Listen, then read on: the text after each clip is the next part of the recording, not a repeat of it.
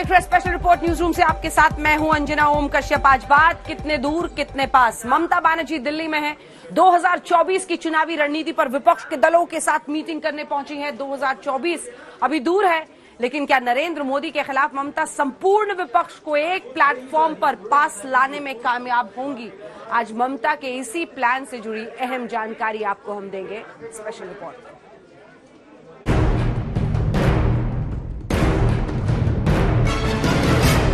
ওই একটা পায়ে আমি যে গোড়া রাখছি, ওই একটা পায়ে যাতে আমরা জয় করবো, আর দুটো পায়ে দুটো জয় আগামী দিন করতে পারবো। ममता के दिल्ली मंथन से क्या मंत्र निकलेगा?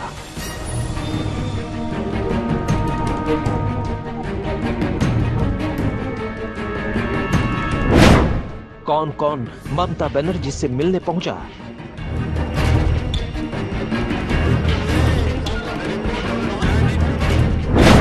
मोदी विरोधी गुट में कौन इन कौन आउट?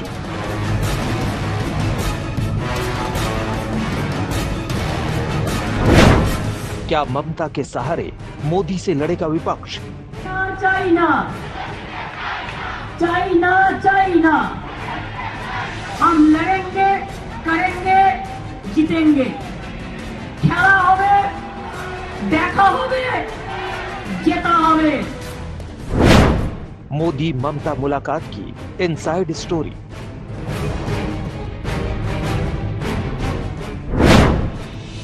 सोनिया से मिलेंगी तो ममता क्या कहेंगी? कल मेरे को सोनिया जी का पास भी, सोनिया जी मेरे को चाय पे बुला, तो मैं कल चाय पे चर्चा करने के लिए जाएंगे। लोकसभा अभी देर है, लेकिन प्लानिंग तो पहले से ही करना पड़ता है। जैसे यूपी का इलेक्शन है, पंजाब का इलेक्शन है, त्रिपुरा का इलेक्शन है।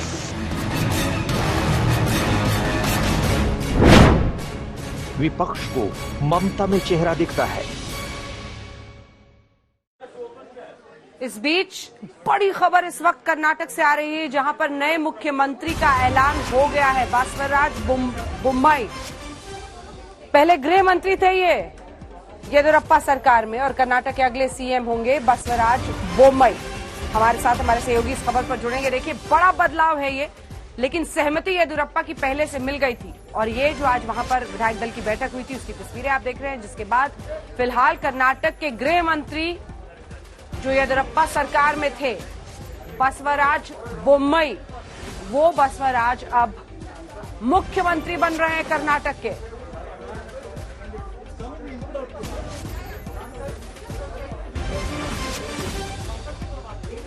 लिंगायत समुदाय से हैं, सदारा लिंगायत समुदाय से हैं, और बताया जा रहा है कि बीएस येदियुरप्पा के काफी करीबी रहे हैं, और जो एक वक्त पर जनता परिवार जिसे कहा जाता था, उससे ही ये हैं, और गृह मंत्री के तौर पर येदियुरप्पा सरकार में काम कर रहे थे। 2008 में भारतीय जनता पार्टी में शामिल हुए थे बसवराज बोम्मई, और फिर पार्टी में धीरे धीरे उनका कद बढ़ता गया। इससे पहले जल संसाधन मंत्रालय भी वो संभाल चुके हैं, अलग अलग मंत्रालयों में रह चुके हैं, गृह मंत्रालय, जल संसाधन। और दिलचस्प ये है कि वो दरअसल एक इंजीनियर हैं, और एक प्राइवेट कंपनी के साथ बतौर इंजीनियर उन्होंने अपने करियर की शुरुआत की थी।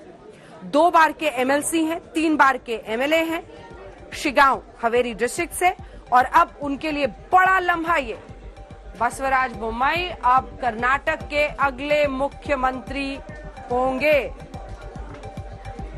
बड़ी खबर हम आपको बता रहे हैं। ये सवाल कई दिनों से बीजेपी के लिए बहुत बड़ा, आप कह सकते हैं जैसे तलवार लटक रही थी, क्योंकि येदियुरप्पा की नाराजगी सामने आई थी, लेकिन धीरे धीरे येदियुरप्पा मान गए। बीते दिन खुलकर उन्होंने कहा कि पार्टी जो भी फैसला लेती है वो स्वीकार होगा, और अब बताया जा रहा है कि उनके करीबी राज्य के गृह मंत्री बसवराज बोम्मई कर्नाटक के अगले मुख्यमंत्री होंगे।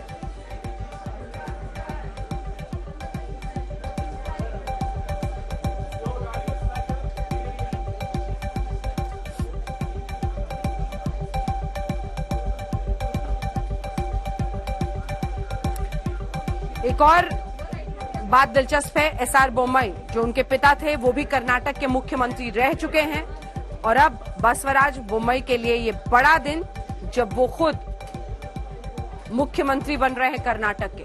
पेशे से इंजीनियर रहे हैं, प्राइवेट कंपनी में काम किया उन्होंने। 2008 में भारतीय जनता पार्टी में शामिल हुए, अलग अलग वक्त पर मंत्री रहे। धीरे धीरे उनका कद पार्टी में बढ़ा। बतौर जल संसाधन मंत्री भी काम किया। इससे पहले बीती येदियुरप्पा सरकार में वो गृह मंत्री थे और अब उनके कंधों पर बड़ी जिम्मेदारी। कर्नाटक के मुख्यमंत्री होंगे बसवराज बोम्मई। प्रमोद हमारे सहयोगी इसी खबर पर हमारे साथ जुड़ रहे हैं। प्रमोद, क्या रेस में तो थे ही, पहले से नाम चल रहा था, कुल मिलाकर जो परिस्थितियां इस वक्त है और जो बड़ी जवाबदेही जिम्मेदारी अब बतौर गृह मंत्री येदियुरप्पा की सरकार में था, अब वो खुद मुख्यमंत्री बन रहे हैं, जरा इनके बारे में हमारे दर्शकों को बताएं। जी हाँ, कल से 4 नाम यहाँ पे था वो, लेकिन पार्टी हाईकमान को भी उन्हीं ने नाम दे दिया था। बोम्मई वो first name in that list. अभी भी जहाँ यह मीटिंग चल शुरू हुआ था 7 PM के बाद, इसके अंदर धर्मेंद्र प्रधान था, किशन रेड्डी ऑल्सो लेकिन सीनियर लीडर्स था।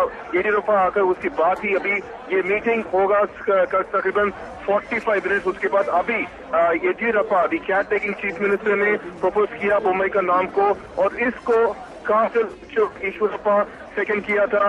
अभी यहाँ पे ये प्रपोज नेम बसवराज बोम्मई है। ये होम मिनिस्टर है कर्नाटका का, और ये भी एक लिंगायत लीडर है जो येदियुरप्पा की बहुत ही वेरी क्लोज टू येदियुरप्पा, इसलिए इस नेम का भी प्रपोज किया है। लेकिन keeping in mind that in 2 years Karnataka will once again face the election. धन्यवाद आपका इस तमाम जानकारी के लिए। बतौर गृह मंत्री येदियुरप्पा सरकार में काम कर रहे थे और अब बसवराज बोम्मई के लिए बड़ा दिन, अब वो कर्नाटक के अगले मुख्यमंत्री के तौर पर चुन लिए गए हैं। तो रहेगी हमारी नजर इस खबर पर, लेकिन अब बढ़ते हैं उस खबर की तरफ, क्योंकि आज की सबसे बड़ी सियासी खबर यही है कि प्रधानमंत्री मोदी और बंगाल की मुख्यमंत्री के बीच 50 मिनट की मुलाकात हुई। दोनों नेताओं ने 1-to-1 बातचीत की।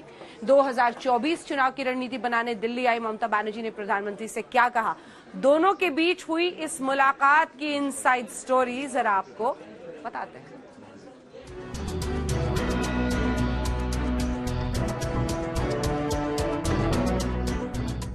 कांग्रेस अध्यक्ष सोनिया गांधी के साथ चाय पर चर्चा से पहले बंगाल की मुख्यमंत्री ममता बनर्जी ने प्रधानमंत्री मोदी से मुलाकात की।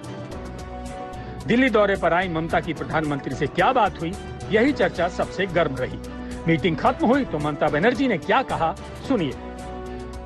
एक दफे प्राइम मिनिस्टर गया था कलाईकुंडा में, तब तो हम वो मीटिंग था, उसमें इंडिविजुअल मीटिंग करने का कोई ये नहीं था। तो इसी के लिए मैं आफ्टर 2 years दिल्ली में आया और हम प्राइम मिनिस्टर के पास मिलने के लिए गया था।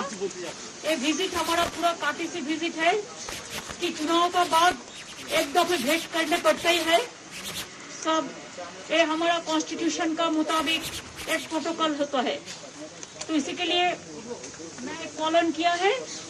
देखिए प्रधानमंत्री जी ने क्या बोला, वो हमको उनका बात हमारा मुख से बोलने से ठीक नहीं होता, ठीक नहीं लगता है, because he is not present here. उन्होंने बोला है, उन्होंने देखेंगे, जरूर देखेंगे। केंद्र सरकार के साथ उनके तल्ख रिश्तों के बीच प्रधानमंत्री के साथ उनकी बैठक पर सबकी नजरें थी। वजह आप एक लाइन में समझ सकते हैं। दिल्ली आने से पहले ममता बनर्जी 2024 की हुंकार भर चुकी थी। मोदी सरकार के खिलाफ हल्ला बोलते हुए विपक्ष को एकजुट होने की नसीहत दे रही थी, और दिल्ली आई तो ममता बनर्जी ने प्रधानमंत्री से मुलाकात की। ममता ने भी अपने अंदाज में बता दिया कि सिर्फ ये प्रोटोकॉल का निर्वहन किया गया है। प्रधानमंत्री के साथ हुई मीटिंग में ममता ने 3 मुद्दों पर बात की। मुद्दा नंबर 1, राज्य का नाम बदलना। मुद्दा नंबर 2, वैक्सीन की सप्लाई का बढ़ना। मुद्दा नंबर 3, कथित जासूसी कांड पर सर्वदलीय मीटिंग। वैक्सीन को लेकर और थोड़ा बंगाल को स्टेट का जो नेम चेंज करने का बात है, उसका बारे में मैंने चर्चा किया कि बहुत दिन हो गया, इसको आप मेहरबानी करके कर दीजिए। यही दोनों बात में हमारा बात हुआ है, ये नहीं करना चाहिए। पेगासस में मैं चाहती हूँ कि प्राइम मिनिस्टर एक ऑल पॉलिटिकल पार्टी मीटिंग बुला के सबको सब बात करके ओपिनियन लेके कोई ना कोई सुप्रीम कोर्ट से इंक्वायरी हम लोग को होना चाहिए। दीदी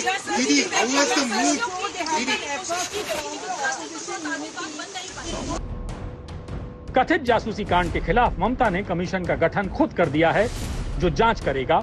वहीं नाम बदलने की मुहिम ममता ने 2003 से चला रखी है। इसे आप यूं समझिए, साल 2016 में पश्चिम बंगाल विधानसभा ने राज्य का नाम पश्चिम बंगाल से बदलकर बांग्ला करने का प्रस्ताव पारित किया था।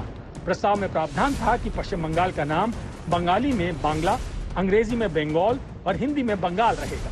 ममता बनर्जी केंद्र सरकार को इस बारे में कई बार 2011 से 2019 तक लिख चुकी हैं, लेकिन केंद्र सरकार ने नाम बदलने के प्रस्ताव को खारिज कर दिया। टीएमसी के 12 सांसदों का डेलीगेशन भी प्रधानमंत्री नरेंद्र मोदी से मिला था। ममता बनर्जी को पश्चिम बंगाल यानी वेस्ट बंगाल नाम इसलिए नहीं पसंद है क्योंकि अल्फाबेटिकली वेस्ट बंगाल सबसे अंत में आता है, यानी जब किसी भी बड़ी मीटिंग में बोलने का मौका आता है तो डब्ल्यू होने की वजह से सबसे अंत में पश्चिम बंगाल को चांस मिलता है और ऐसे में किया कराया होमवर्क पे पानी फिर जाता है क्योंकि कोई सुनने वाला नहीं रहता है। और इसी वजह से 2016 में बांग्ला नाम प्रस्तावित किया गया, हिंदी में बंगाल, इंग्लिश में बंगाल, लेकिन केंद्र सरकार ने कहा कि कॉन्स्टिट्यूशनली ये सही नहीं है, इसलिए संभव नहीं है। इसके बाद फिर प्रस्तावित अमेंडमेंट भेजा गया और बांग्ला नाम पश्चिम बंगाल का नाम बदलकर करने का आग्रह किया गया, लेकिन अभी तक वो मंजूर नहीं हो पाया है। ममता बनर्जी का आज दिल्ली में होना, उसी दिल्ली में जहां पर वो 2024 की रणनीति पर मंथन करने आई हैं, उसी दिल्ली में जहां गुजरात से आने के बाद नरेंद्र मोदी ने खुद को आउटसाइडर कहा था और आज ममता बनर्जी ने खुद को आउटसाइडर कहा है। हम तो दिल्ली में आउटसाइडर्स है, लेकिन दिल्ली हमारा घर है। मैं दिल्ली के लिए आउटसाइडर, मैं दिल्ली की दुनिया का इंसान नहीं, मैं यहाँ के राजकाज को भी नहीं जानता। बंगाल की सत्ता से ममता बनर्जी ने नरेंद्र मोदी को दूर रखा, लेकिन क्या 2024 में ममता बनर्जी वैसा राष्ट्रीय स्तर पर कर पाएंगी? वैसे ममता बनर्जी हमेशा नहले पर दहला चलने को तैयार रही हैं।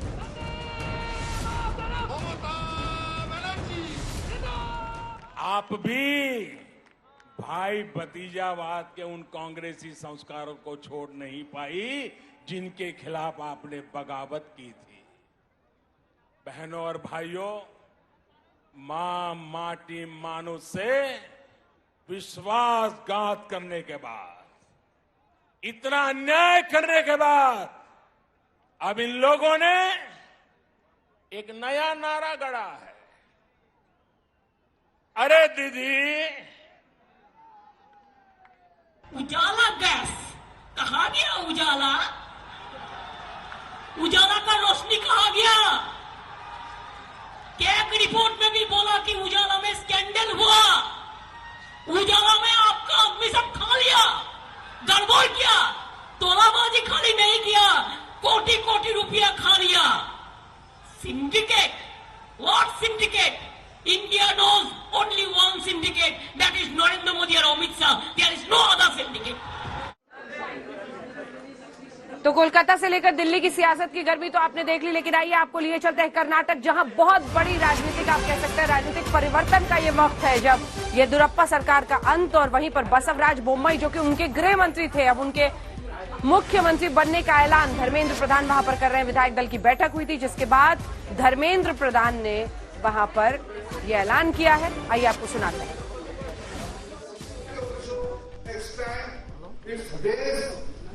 In all villages of Karnataka, Yediyurappa ji continue to guide Bharatiya Janata Party, our school of thought, and a humble party worker. Today, parliamentary board and all the senior leaders of Karnataka state has unanimously elected new legislative party leader, Sri Basavaraj Bommai ji. Bommai ji is a very experienced and senior political personality in Karnataka. He hails from a political family, and his illustrious father has led this country as education minister, as chief minister of Karnataka, and different responsibility of Karnataka. His long experience and rich experience in Bharatiya Janata Party and his public life is going to benefit, and he will, I am confident, he will carry forward the vision of Honorable Prime Minister Shri Narendra Modi ji and region and mission in Karnataka, which has been till today was carried forward by Yediyurappa ji on behalf of central leadership, central parliamentary party, parliamentary board. I congratulate Bommai ji. वहां पर ऐलान करते हुए नए मुख्यमंत्री Basavaraj Bommai, SR Bommai के बेटे हैं। नबीला हमारी सहयोगी इस वक्त सीधे बेंगलुरु से हमारे साथ जुड़ रही है। नबीला, आज सुबह से सस्पेंस बना हुआ था कि लेकिन इस रेस में सबसे आगे बासवराज बोम्मई का ही नाम चल रहा था। क्या बताएंगे आप इस नई चुनौती के लिए जो अब उनके सामने है और लिंगायत कम्युनिटी से ही बिलोंग करते हैं, आते हैं? जी, बसवराज बोम्मई लिंगायत कम्युनिटी के ही है। इनफैक्ट इनका सपोर्ट बहुत ही ज्यादा येदियुरप्पा जी के साथ था। येदियुरप्पा जी ने उनको बहुत सपोर्ट किया और हाईकमांड को भी बोला था कि अगर लिंगायत कम्युनिटी से कोई आए तो वो बसवराज बोम्मई ही आए। अभी यहाँ पर कैपिटल होटल में बहुत ये लेजिस्लेटिव पार्टी मीट चल रही है। वो मीट के अंदर से धर्मेंद्र प्रधान जी जो यूनियन कैबिनेट मिनिस्टर है, उन्होंने अभी अभी अनाउंस किया है कि बसवराज बोम्मई कर्नाटका के मुख्यमंत्री बनेंगे। यहाँ पर ही बहुत सारे एमएलएज अंदर अभी भी है। Swearing in ceremony, oath taking ceremony Basavaraj Bommai ji का होगा कल दोपहर को। तब तक यहाँ पर बहुत ही अंदर से बहुत ही ज्यादा सेलिब्रेशन भी हो रहा है। 40 एमएलएज बसवराज बोम्मई को बहुत ही ज्यादा सपोर्ट किए हैं वो। नबीला, करीबी माने जाते हैं येदियुरप्पा के, तो क्या हम माने कि येदियुरप्पा की भी सहमति इस नाम पे रही होगी? गृहमंत्री के तौर पर उनके साथ काम भी कर रहे थे। हाँ जी, बिल्कुल। येदियुरप्पा जी ने बहुत ही दबाव डाला था कि अगर लिंगायत कम्युनिटी से कोई आए वो बसवराज बोम्मई ही आए। उनका बहुत ही ज्यादा सपोर्ट था। और जो कर्नाटका में 125 कॉन्स्टिट्यूंसीज में जो लिंगायत डोमिनेटेड एरियाज है, वहां से 64 कॉन्स्टिट्यूंसीज लिंगायत डोमिनेटेड जो है येदियुरप्पा के तरफ सपोर्ट करते हैं और वो सब अब बसवराज बोम्मई को सपोर्ट करेंगे। बहुत ही ज्यादा 500 की तादाद में यहाँ पर मठ के सियर लोग आके प्रेशर भी बहुत डाला है यहाँ के एडमिनिस्ट्रेशन के ऊपर कि कोई लिंगायत कम्युनिटी से ही कोई आ जाए। और बसवराज बोम्मई का नाम बहुत पहले से ही सामने था। उनके अलावा अरविंद बेल्लड़ का भी नाम था जो लिंगायत कम्युनिटी से ही बिलोंग करते हैं। और अभी यहाँ पर डिसाइड किया है कि बसवराज बोम्मई अभी चीफ मिनिस्टर बनेंगे। ये बहुत ही अर्जेंट डिसीजन लिया गया है क्योंकि यहाँ पर कर्नाटका में अभी फ्लड्स का सिचुएशन है, कोरोना पैंडेमिक का सिचुएशन है, तो ये देर नहीं कर सकते थे ये अनाउंसमेंट करने के लिए। तो इसलिए अभी अभी मीटिंग के अंदर ही उन्होंने डिसाइड कर लिया है तुरंत ही कि बसवराज बोम्मई अब यहाँ के मुख्यमंत्री बनेंगे कर्नाटका में। और उनका आशीर्वाद, येदियुरप्पा का आशीर्वाद है उनके ऊपर। बिल्कुल जबरदस्त हलचल इस वक्त वहां पर दिखाई दे रही है। नबीला, क्या हो रहा है एक बार अगर आप दर्शकों को बताएं और क्या तमाम विधायक दल की बैठक के बाद वहां से निकल रहे हैं? जी, बहुत ही लोग एमएलए जो हैं जिन्होंने बहुत ट्राई किया चीफ मिनिस्टर पोजीशन में आने के लिए, वो बहुत ही अपसेट है और वो निकल गए। बहुत सारे एमएलए यहाँ से निकल गए हैं। मीडिया से बात उन्होंने नहीं किया है। उनको मतलब 40 एमएलएज ने ही बसवराज बोम्मई को सपोर्ट किया है, सारे एमएलएज ने सपोर्ट नहीं किया है। बहुत सारे सीनियर एमएलएज भी हैं यहाँ पर जो 6 बार 7 बार उन्होंने अपने कॉन्स्टिट्यूंसीज में जीता है, मगर फिर भी उनको प्रमोट किया नहीं गया है। बसवराज बोम्मई बहुत पहले। विवेक रेड्डी इस वक्त हमारे साथ जुड़ रहे हैं। नबीला, आप बनी रहिए। नबीला हमारी सहयोगी बेंगलुरु से हमारे साथ जुड़ी हुई है। रेड्डी साहब, नबीला बता रही हैं कि वहां पर फैसला ले लिया गया है बसवराज बोम्मई को लेकर, लेकिन 40 विधायकों ने समर्थन दिया और कई ऐसे वरिष्ठ विधायक भी हैं जो नाराजगी जाहिर कर रहे हैं। तो क्या मामला आप लोग सुलझा लेंगे और क्या ये माना जाए कि येदियुरप्पा गुट की ही, येदियुरप्पा जी के करीबी माने जाते हैं, उन्हीं की जीत हुई है? ये जो डिसीजन हुआ है मैडम, ये हाईकमांड का आशीर्वाद है इस डिसीजन के लिए और हाईकमांड का डायरेक्शन है। इस डिसीजन में बसवराज बोम्मई बहुत ऊंची नेता है, बहुत सालों से बीजेपी में है और बहुत काम करवाया है। इसलिए जो डिसीजन लिया है वो पूरा लेजिस्लेचर पार्टी का सम्मति से लिया है। इसलिए इसमें कोई डिफेक्शन नहीं है, डिसेंट नहीं है। बहुत क्लियर डिसीजन है लेजिस्लेटिव पार्टी का और जो लेजिस्लेटिव पार्टी में माना जाएगा उसको सीएम करना ही पड़ेगा। बताइए कि कितने विधायकों ने समर्थन दिया? पूरा यूनानिमस डिसीजन है ये, सभी विधायकों ने धन्यवाद उसको आपका किया है। जी रेड्डी साहब, प्रवक्ता भारतीय जनता पार्टी कर्नाटक के, बहुत धन्यवाद आपका मिस्टर रेड्डी हमारे साथ जुड़ने के लिए, जिनका ये कहना था कि सर्वसम्मति से बना है और ये बड़ा फैसला लिया गया है जिसमें सभी विधायकों की जो इच्छा है वो शामिल की गई है। तो स्पेशल रिपोर्ट में न्यूज रूम से फिर आपका स्वागत है। आपके साथ मैं हूं अंजना ओम कश्यप।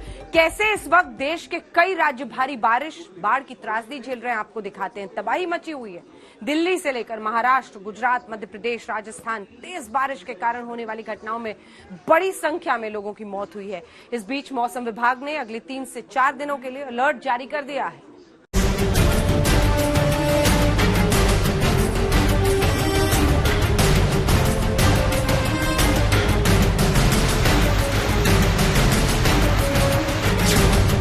दिल्ली में बारिश ने कैसे बेबस कर दिया।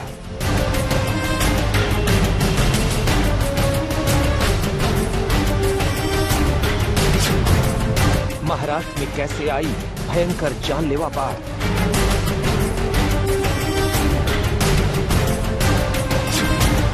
गुजरात से लेकर राजस्थान तक सैलाब ही सैलाब।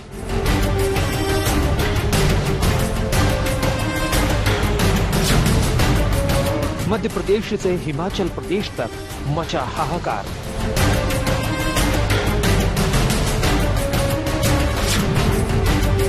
बारिश, बाढ़ और भूस्खलन से खतरे में पड़ी जिंदगी।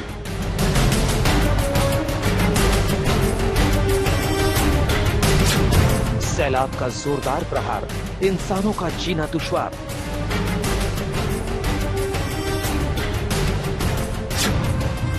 सड़कें बनी दरिया, गांव बने टापू, शहरों तक सैलाब।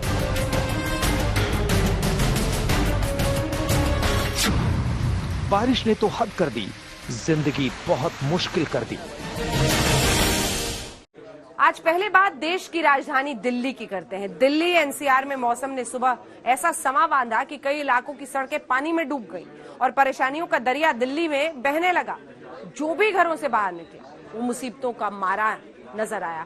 इस बारिश ने दिल्ली की जो दुर्दशा की है उसे देखकर आप कहेंगे, वाह राजधानी दिल्ली ने क्या तरक्की की है।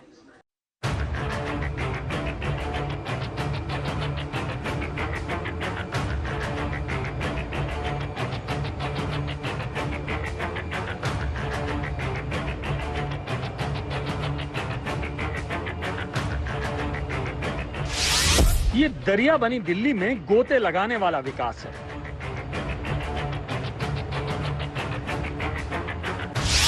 ये देश की राजधानी की पोल खोलने वाली बारिश है।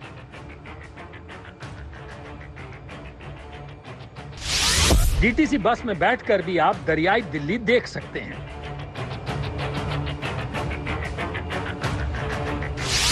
दिल्ली की बारिश में वाहन चलते नहीं हैं, धक्का देकर आगे बढ़ते हैं। बारिश में दिल्ली की सड़कें गजब का स्विमिंग पूल बन जाती हैं।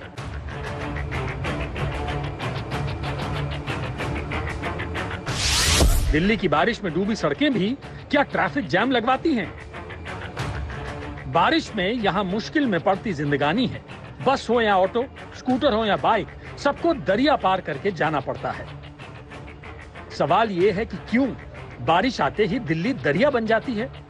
क्यों बारिश में दिल्ली की दुर्गति हो जाती है? सड़कें क्यों स्विमिंग पूल जैसी बन जाती हैं? कई बार तो दरिया बनी दिल्ली में जान भी खतरे में पड़ जाती है। आज हम आपको डूबती तैरती दिल्ली की एक एक तस्वीर दिखाएंगे। दिल्ली और एनसीआर में मंगलवार सुबह से भारी बारिश हो रही है। मौसम विभाग ने ऑरेंज अलर्ट जारी किया है और कहा है कि जुलाई के बाकी बचे दिनों में भी भारी बारिश का दौर जारी रहेगा। यानी दिल्ली आने वाले दिनों में ऐसे ही दरिया बनी रहेगी और दिल्ली वालों को ऐसे ही डूबकर जाना पड़ेगा।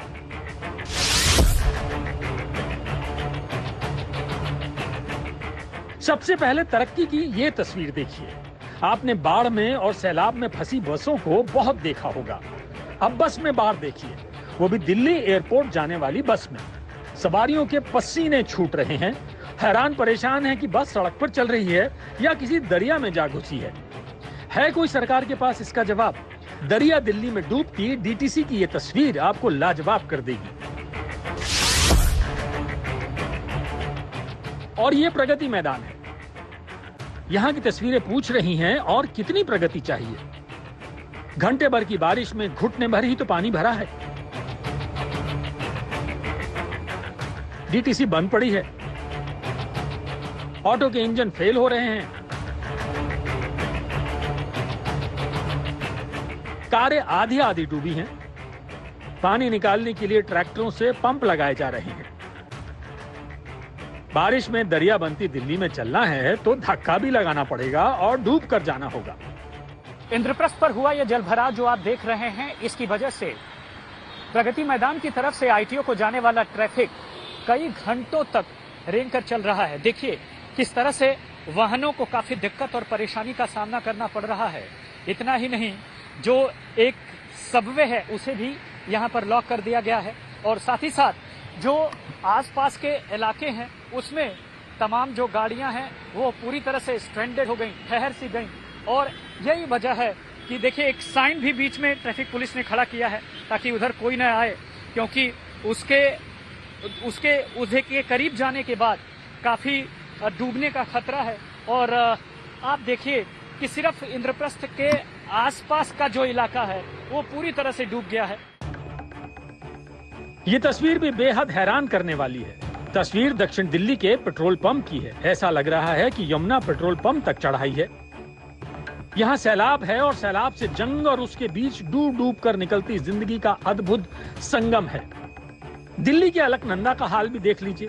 हर हर गंगे, हर हर जमुने, सबके दर्शन यहीं कर लीजिए।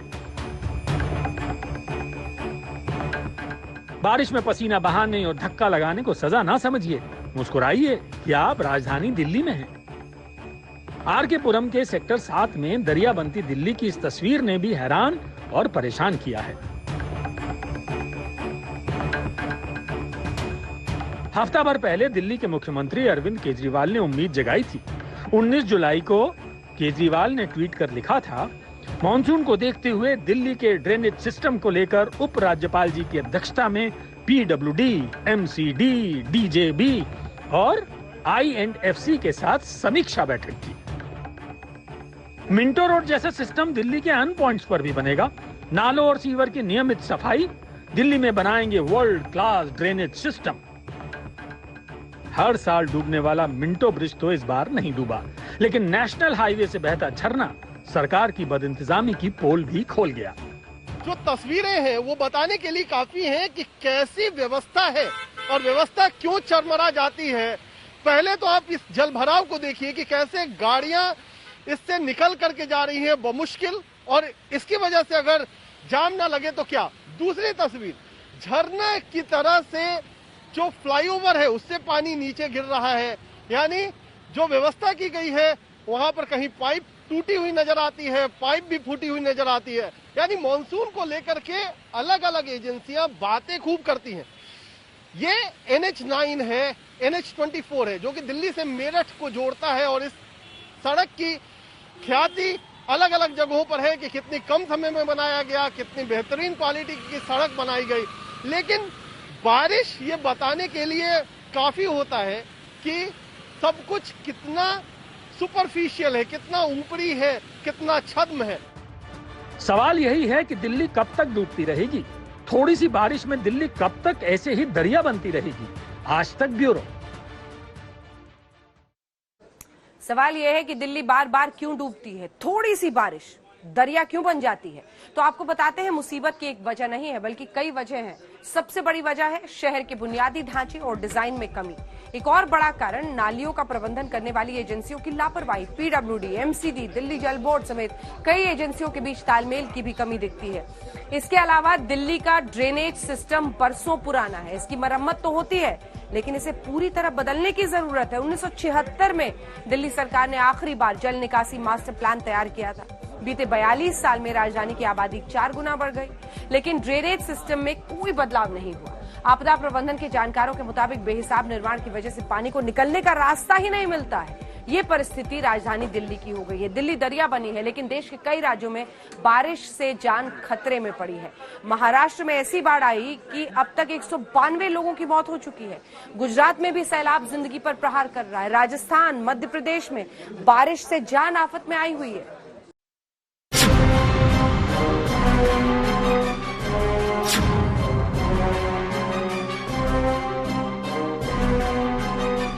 महाराष्ट्र में लगातार हो रही बारिश और बाढ़ लगातार कहर ढा रही है।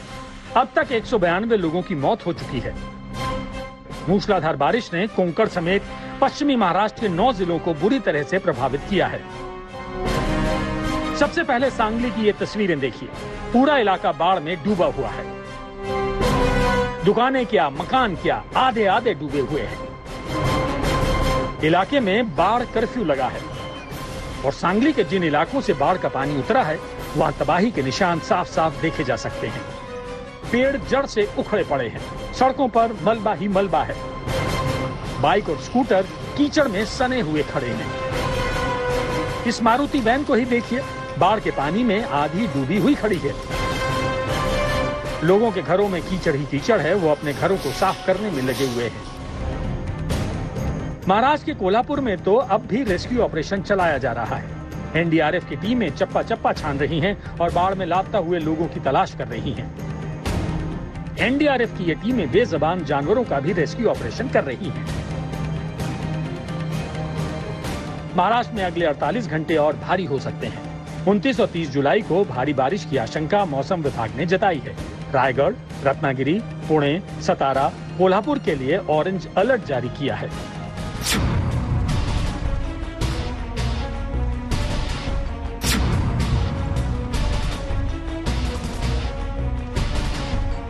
गुजरात के भरूच से आई इस खौफनाक तस्वीर को देखिए। कैसे एक जेसीबी मशीन पर एक शख्स खड़ा है। जेसीबी सैलाब में पूरी तरह से डूब चुकी है। सिर्फ उसका आर्म और छत नजर आ रही है और जो शख्स दिखाई दे रहा है वो जेसीबी का ड्राइवर यानी मशीन ऑपरेटर है। भरूच के टोठी दरा गांव के पास नर्मदा नदी के किनारे ये शख्स जेसीबी मशीन चला रहा था। अचानक नदी में बाढ़ आ गई। उसकी तस्वीर आपके सामने है। देखते ही देखते ये जेसीबी मशीन पूरी तरह से डूब गई। अब आपके मन में सवाल होगा कि ड्राइवर का क्या हुआ, तो सुनिए। जिस वक्त नर्मदा नदी में ये जेसीबी डूब रही थी, गांव के लोग वहां पहुंच गए और किसी तरह से इसकी जान बचाई।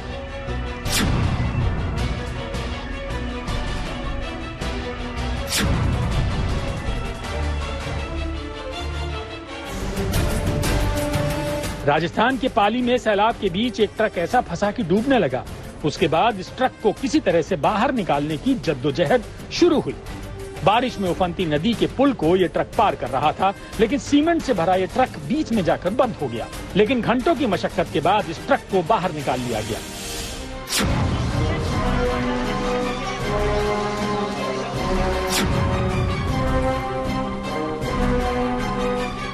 राजस्थान के 12 जिले के कवाई थाना क्षेत्र की ये तस्वीरें भी सांसें अटकाने वाली हैं। खेतों पर किसान काम कर रहे थे। अचानक अंधेरी नदी में बाढ़ सी आ गई और एक किसान पानी के बीचों बीच घिर गया। ऐसे में उफनती अंधेरी नदी के बीच टापू पर फंसे किसान को मोटरबोट के जरिए सुरक्षित बाहर निकाला गया।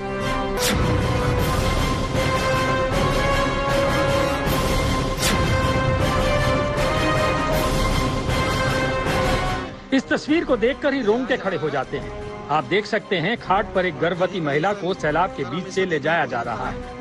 आपको बता दें कि छिंदवाड़ा के चीतल गांव में तेज बारिश के चलते नदी ऐसी उफनाई कि पूरे इलाके को अपनी गिरफ्त में ले लिया। इस बीच गांव की एक महिला प्रसव पीड़ा से करा रही थी। एम्बुलेंस बुलाई गई तो एम्बुलेंस नदी के दूसरी तरफ खड़ी हो गई। ऐसे में लोगों ने खाट पर बैठाकर गर्भवती महिला को स्वास्थ्य केंद्र तक पहुंचाया। महिला ने मृत बच्चे को जन्म दिया।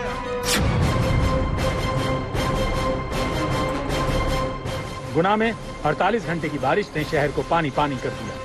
पार्वती नदी खतरे के निशान से ऊपर बह रही है। जल स्तर बढ़ने से 29 गांवों में रेड अलर्ट जारी कर दिया गया है। बारिश के बाद सानाई पुलिस चौकी जलमग्न हो गई है। स्थानीय ग्रामीणों की मदद से चौकी के अंदर फंसे 4 पुलिसकर्मी। हिमाचल प्रदेश के किन्नौर में तबाही के निशान कदम कदम पर बिखरे हैं। पहाड़ से गिरे पत्थरों ने पुल को ध्वस्त कर दिया है, लेकिन अब उसी टूटे हुए पुल से लोग जान की बाजी लगाकर नदी पार कर रहे हैं।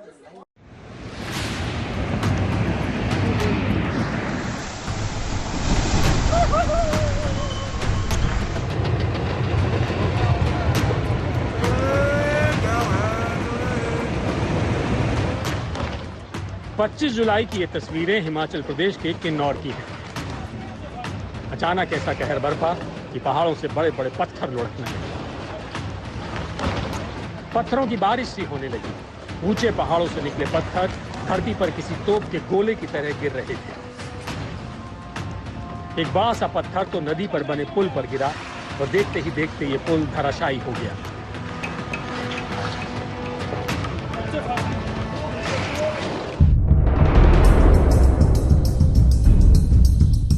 और इस पुल की सबसे ताजा तस्वीर देखिए। एक पत्थर ने कैसे पुल का कबाड़ा कर दिया है और लोग कैसे जान जोखिम में डालकर टूटे हुए पुल से ही नदी पार कर रहे हैं। हिमाचल प्रदेश के किन्नौर जिले का प्रसिद्ध पर्यटन स्थल सांगला छितकुल तीसरे दिन भी बहाल नहीं हो पाया है। 25 जुलाई की दोपहर करीब 1:30 बजे सांगला चितकुल हाईवे पर अचानक बड़े बड़े पत्थरों की इस बरसात ने तबाही ला दी थी। एक टेम्पो ट्रेवलर पर भी बड़ी बड़ी चट्टानें गिर गईं, जिसमें 9 लोगों की मौत हो गई थी। विशेषज्ञ नेगी किन्नौर आज तक। स्पेशल रिपोर्ट पे इतना ही। आप देखते रहिए आज तक।